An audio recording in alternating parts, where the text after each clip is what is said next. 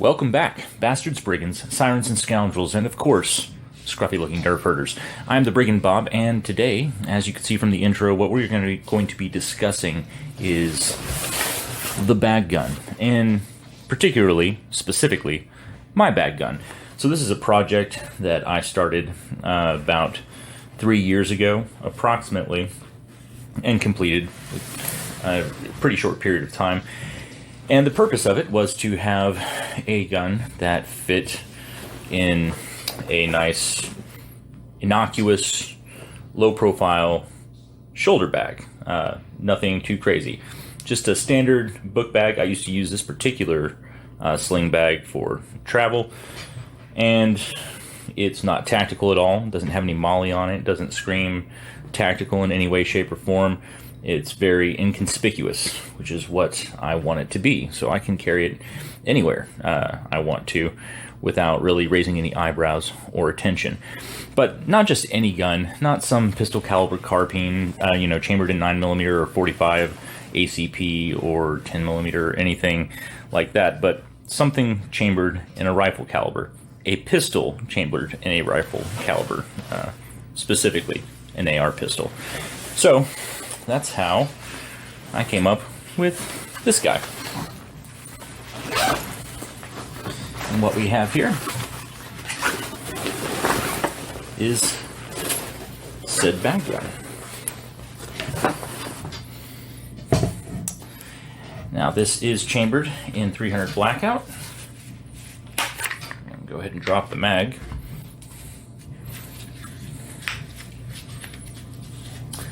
Pop the sling down here, and we'll just make sure that she's clear,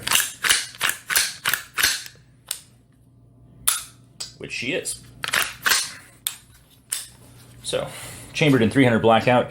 This is almost entirely all Palmetto State. I think even the brace is an SBA-3 brace from Palmetto State Armory. So this isn't a plug for Palmetto State Armory. They definitely don't give me anything. I don't get products from them or kickbacks or anything of that nature.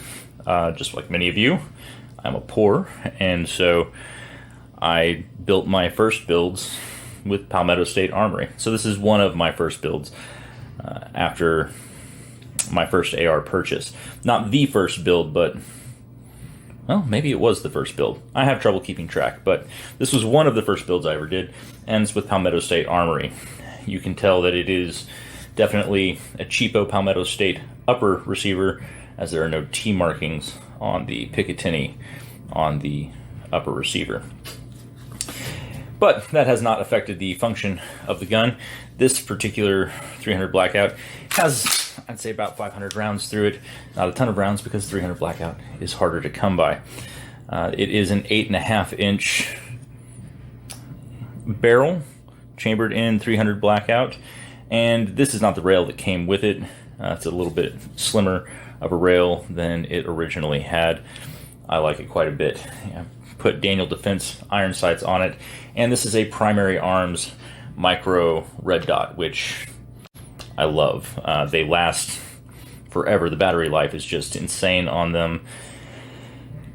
Yeah, I've gotten great battery life out of it. I leave it on constantly, so I don't have to worry about it. I change the battery out once every 3 years, and I haven't changed the battery on this guy at all yet, and it's still going strong since the day I installed it. The trigger group in this guy is just a nickel boron polished mil-spec trigger. That's what it came with, what this lower came with anyway. And we've just got a folding stock adapter on here. It is generic. That being said, I've put thousands of rounds through this lower, and this folding adapter has not given me any trouble at all. Works great, does exactly what I need it to do. So as always, you should have a light on your gun as well. This one does.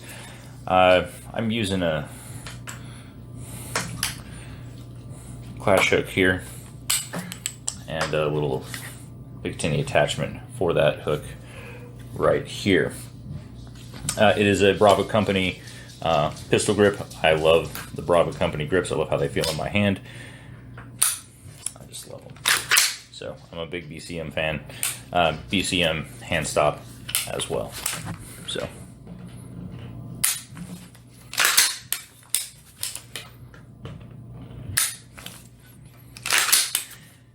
So 8.5 inch barrel.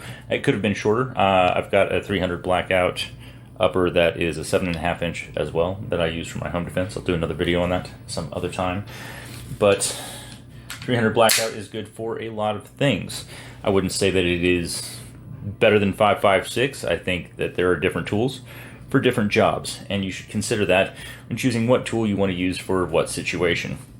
But for dealing with any kind of threat within close quarters, within a building, or anything like that, or a situation where you may have to deploy your bag gun, more than likely 300 Blackout is going to be a good go-to caliber.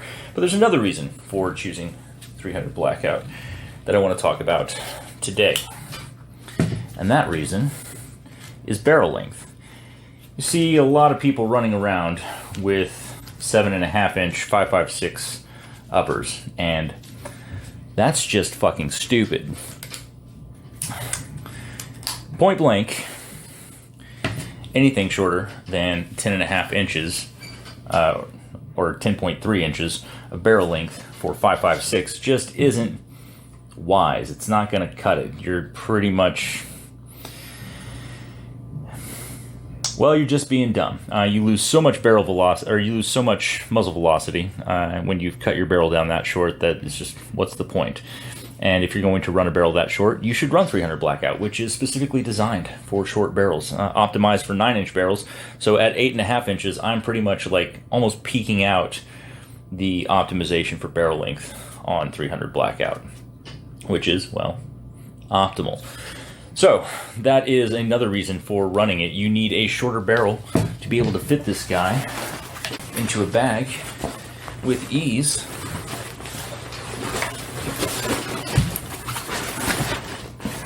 You're not going to accomplish that with a 5.56 upper, but you will accomplish it with a 300 Blackout upper. Or if you do accomplish it with a 5.56 upper, it's a shitty upper. Period. I like short uppers on 5.56, but not shorter than 10.3 inches. And really, honestly, if it's me, not really shorter than 11.5 inches, personally. Shortest barrel that I run is 11.5 inches, though I've made 10.3 inch Mark 18 uppers and sold them before. I'm not a big fan of them personally and prefer 11.5 inch as the shortest length that I will go on 5.56. That's a conversation for another time. Specifically, I like to run 300 Blackout because it is a short barrel length that fits nicely with a folding adapter inside of a low profile bag that looks nothing like a tactical bag. And look at all these pockets. Extra room for magazines. So I'll go ahead and open up a zipper here. What have I got? But more mags. So not only can I carry an AR pistol chambered in 300 Blackout, but I can carry multiple backup magazines. And if I have a registered NFA item, such as a suppressor, then it will fit in any of these pockets as well.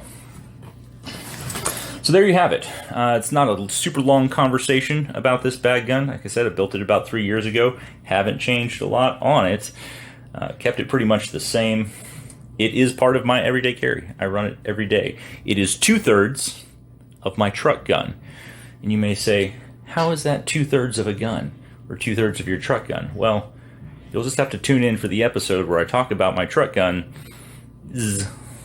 sort of plural, on the next episode. But until then, thanks for tuning in, everybody. If you have any questions or comments, go ahead and leave them in the comment section below. Smash that like button. Give me a subscribe. If there are other things that you would like to see, questions you have, I will be engaging just about everybody who leaves comments, because almost nobody leaves comments right now. And as always, be kind, be compassionate, be empathetic, but still remember to be dangerous. Have a great day.